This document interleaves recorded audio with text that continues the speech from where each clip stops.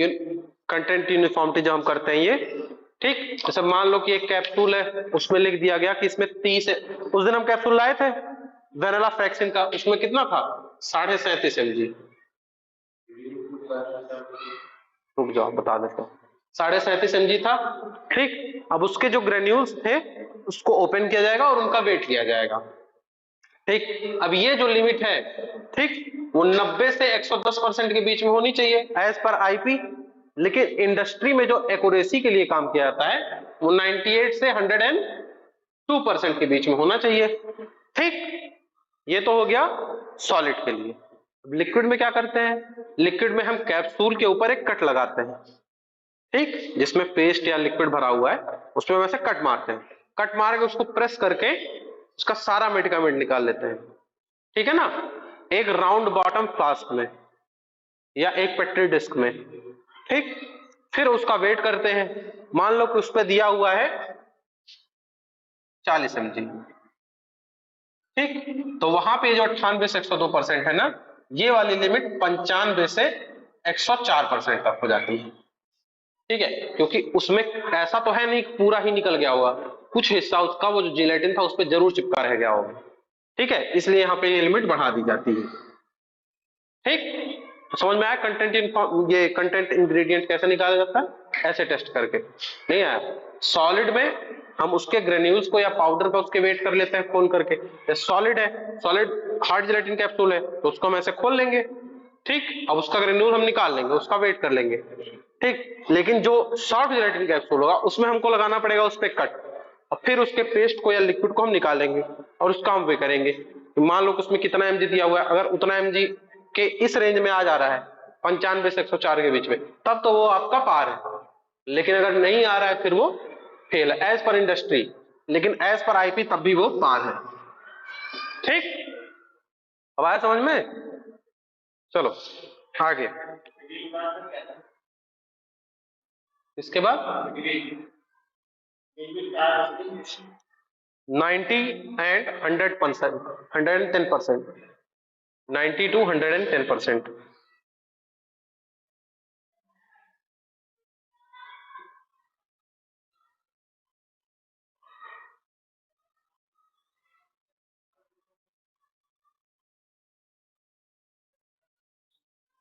अगली हेडिंग है disintegration test for capsules, disintegration test for capsules.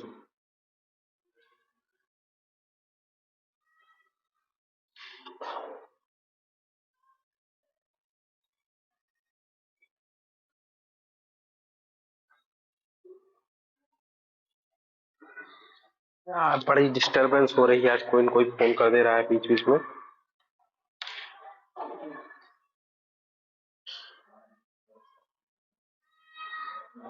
चलो लिखो लिखो।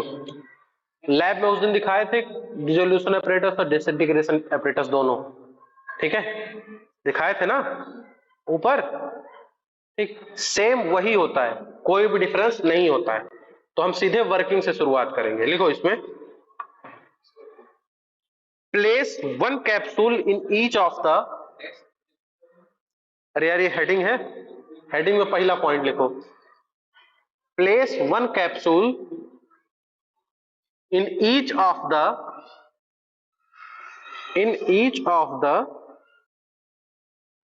6 tubes of the basket, in each of the 6 tubes of the basket,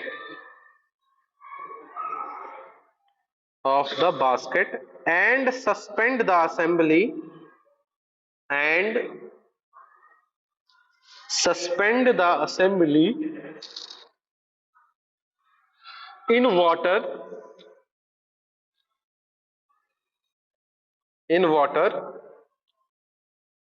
and maintained at, maintained at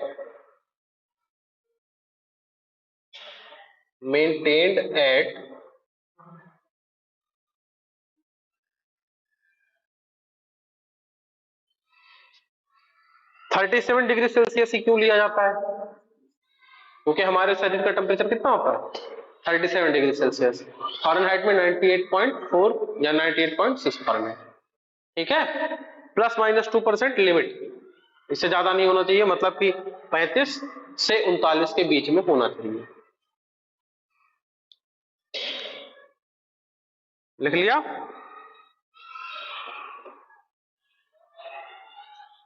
हाँ बोलिए।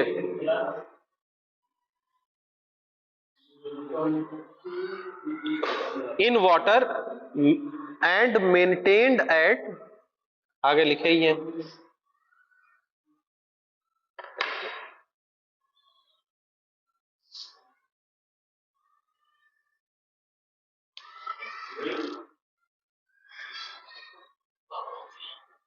Next point लिखो, do not uses the disc, do not uses the disc for hard gelatin capsules. The disc मतलब जो disc होता है उसका प्रयोग नहीं होता है हार्ड जिलेटिन कैप्सूल में। ठीक है, disc for hard gelatin capsules, थोड़ा सा और फोकस कर दो व्हाइट बोर्ड पे, बस, फॉर हार्ड जिलेटिन कैप्सूल लिख लिया। Except when the hard capsules, इसी में लिखो except when the hard capsules, except मतलब कि, एक्सेप्ट मतलब हाँ, स्वीकार वाला वो एक्सेप्ट अलग है, ये एक्सेप्ट है, एक्सेप्ट सिवाय, when the hard capsules float on the, when the hard capsules float on the, when the hard capsules float on the top of the water, when the hard, except when the hard capsules float on the top of the water।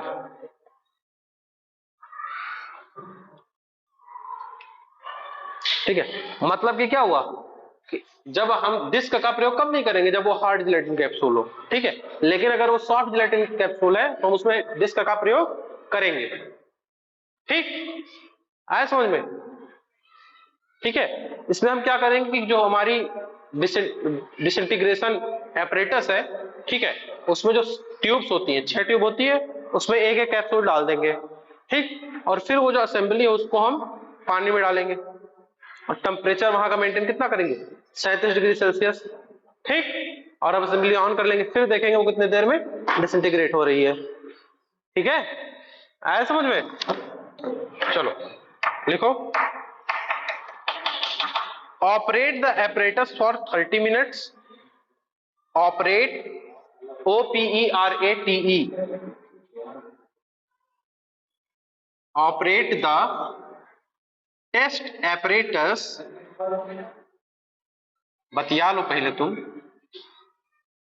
apparatus for 30 minutes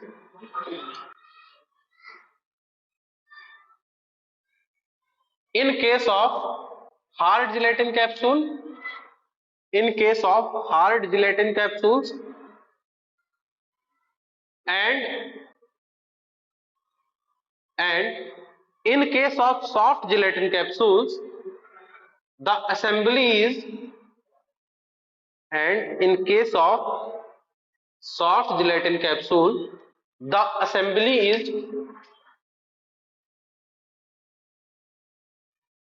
is operated for 60 minute. ठीक है, मतलब कि hard gelatin capsule के testing के दौरान जो हमारा disintegration test apparatus है, ठीक है ना, उसको हम 30 मिनट तक चलाएंगे। लेकिन जब ये हम सॉफ्ट जिलेटिन कैप्सूल की बात करेंगे तो वो टाइम 60 मिनट हो जाएगा, इतने देर में ये डिसइंटीग्रेट हो जाते हैं। ठीक है ना, हार्ड जिलेटिन 30 मिनट में और सॉफ्ट जिलेटिन 60 मिनट में। ठीक, अब अगली हेडिंग डालो, dissolution test for capsules, operate the assembly for 60 minutes.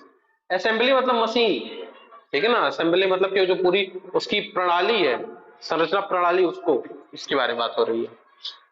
अगले हेडिंग डालो, डिसोल्यूशन टेस्ट फॉर कैप्सूल्स, इसके बारे में कल बात करेंगे। हेडिंग डाल लो, डिसोल्यूशन टेस्ट फॉर कैप्सूल्स। कौन नहीं आएगा कल?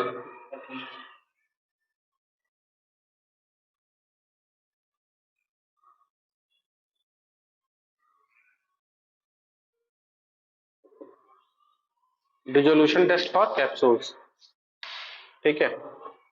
डिसइंटीग्रेट का मतलब होता है टूटना। अब जैसे आप डाइजेस्टिव सिस्टम पढ़े होगे, तो डाइजेस्टिव सिस्टम में आप खाना खाते हो, जो आपका खाना यहाँ गया तो यहाँ पे उसकी मुलाकात होती है सेलेवरी ग्लैंड से। सेलेवरी ग्लैंड से क्या सीक्रेट होता है? Enzyme, amylase, ptyalin. कहां से सीक्रेट होता है? सेलेवरी ग्लैंड से, जो आपके डाइजेशन में हेल्प करते हैं, ठीक है ना, जो आपके डाइजेशन में हेल्प करते हैं। डाइजेशन में हेल्प तो दांत भी करता है।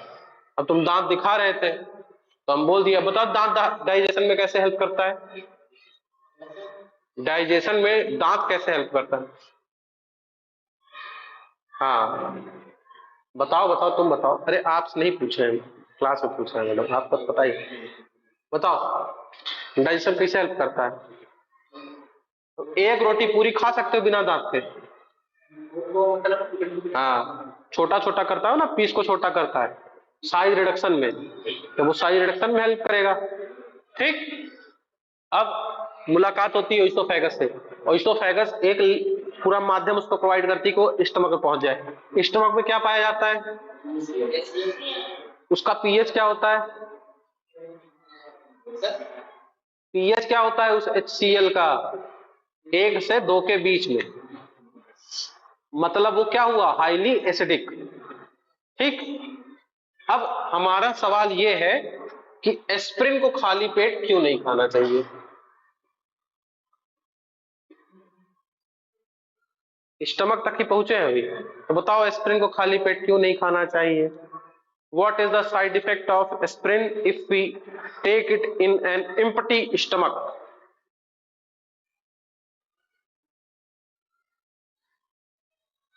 बताओ एस्प्रिन किस चीज से बनी होती है? बताए थे, सैलिसिलिक एसिड से। और एक एसिड में दूसरा एसिड मिलाओगे तो कंसंट्रेशन बढ़ाएगा कि घटाएगा? बढ़ाएगा, ठीक, बढ़ाएगा ना। एसिड में जब आप बेस मिलाओगे तब तो उसकी कंसंट्रेशन घटेगी या वो न्यूट्रल होगा, लेकिन आप उसमें क्या मिला रहे हो? एसिड मिला रहे हो, ठीक है। कोई पहले जहर पिया, उसको और जहर पिला दो तो मरेगा कि बचेगा? अब उसको कोई जहर लिया है तो उसको आप एंटीडोट दोगे उसका ना। अब ये नहीं कि उसको काटा है सांप पहले से, कोबरा, अब उसको जाके तुम करैत कटा दोगे, नहीं अब तुम बच जाओगे ये काट लेगा तो मरना ही। एक न्यूरोटॉक्सिक है, कीमोटॉक्सिक, ठीक। तो उसी तरीके से क्या है, सैलिसिलिक एसिड से बना हुआ है एस्प्रिन, ठीक। होता क्या है कि आपके स्टमक में 4 वॉल होती है, 4 वॉल से मिलकर बना होता है आपका स्टमक, ठीक है। मैं आपको नाम यहाँ पे लिख देता हूं, बताया हूं एक बार और बता देता हूं। कौन कौन सी वॉल होती है? म्यूकोसा, म्यूकोसा, सब म्यूकोसा, मस्कुलेरिस और सिरोसा, ठीक। ये इनर मोस्ट लेयर होती है म्यूकोसा, ठीक। अभी हम जब खाली पेट ले लेते हैं ना एम्प्टी स्टमक में, एसिड का प्रोडक्शन तो वहां पहले से ही ज्यादा है, ठीक। अब हमने ले लिया एस्प्रिन, एस्प्रिन जब डिसइंटीग्रेट होगी तो टूटेगी अपने अपने घटक में, अपने घटक में टूटने के बाद उसका जो घटक है वो क्या है? सैलिसिलिक एसिड है। अब वो एसिड मिलेगा HCl से, कंसंट्रेशन को बढ़ा देगा, कंसंट्रेशन को बढ़ाएगा। अब पहले से वो एसिड था कंसंट्रेटेड, वो और कंसंट्रेटेड हो गया, मतलब हाईली कंसंट्रेटेड, वो इस वॉल को रेप्चर करने लगता है। और जब इस वॉल को रेप्चर करने लगता है तो एसिडिटी होती है आपको, ठीक है, स्टमक अल्सर हो जाता है। इसलिए कभी भी एस्प्रिन खाली पेट नहीं खाई जाती है। आया समझ में? ध्यान दो, डिस्प्रिन आप कैसे खाते हो? पानी में घोल करके। क्यों खाते हो? क्योंकि पहले ही उसको डाइल्यूट कर लेते हैं। डिस्प्रिन को हम पानी में घोल के लेते हैं ना, टैबलेट को डिस्प्रिन को डाल देते हैं पानी में, वो घुल जाती है, तो हम कहते हैं डिस्प्रिन का प्रचार क्या आता है? सर दर्द कान तुरंत, ठीक। तो उसमें भी देखो प्रचार में भी वो गिलास में पहले डिस्प्रिन घोलती है, ये नहीं पहले खा ले सीधे एकदम फिर पानी पी ले ना, डायरेक्ट पहले उसको पहले ही डाइल्यूट कर लेते फिर लेते हैं हम। इसलिए एस्प्रिन को कभी खाली पेट नहीं लेना चाहिए। आई बात समझ में? ठीक, एस्प्रिन का दो काम है, एक ब्लड को पतला करना और दूसरा एनाल्जेसिक, दर्द निवारक। ठीक, दोनों का डोज अलग अलग होता है। यदि आप एस्प्रिन 25 mg ले रहे हो, मतलब आप जो है अपने ब्लड को पतला करने के लिए ले रहे हो, लेकिन अगर डोज 75 mg है, मतलब आप दर्द निवारक स्थिति में, एनाल्जेसिक स्थिति में आप एस्प्रिन का कंजम्पशन कर रहे हैं। आया समझ में? ठीक, चलिए, धन्यवाद।